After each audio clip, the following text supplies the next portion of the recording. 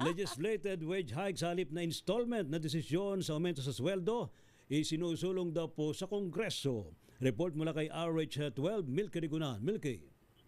Rhea Tea, hindi dapat ipagkatiwala sa mga regional wage boards ang pagdedesisyon kung magkano ang magiging aumento sa sahod ng mga manggagawa. Ang kay House Deputy Minority Leader Antonio Tino, dapat aksyonan na ang legislated wage hike na nakabinbin sa Kongreso. Sabi ni Tino, sa panig ng Makabayan Bloc, isinusulong nila ang 1,200 pesos na family living wage at makatotohanang aumento sa sahod na nakabubuhay. Narito si House Deputy Minority Leader Antonio Tino.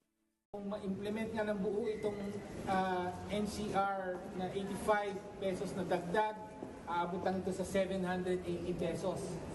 Nationwide, dahil iba-ibang mga sweldo sa mga rehiyon, 510 pesos lang po ang average na daily wage. No? Kaya napakalayo pa po sa nakabubuhay na sahod kahit pa may increase. Kaya patuloy po natin pinaglalaban ang 1,200 pesos na family living wage bilang minimum wage. Yan po ang bill natin ngayon. Binatikos din ni Tino ang installment na 85 pesos na wage hike kung saan 60 pesos ang matatanggap sa July 19 at 25 pesos naman sa January 2027. Sa Kamara, ilang bills tungkol sa minimum wage hike ang naisumite na mula sa 200 pesos wage hike hanggang 1,200 na kapag naisabatas ay pantay-pantay na ipatutupad para sa pribadong manggagawa sa buong bansa.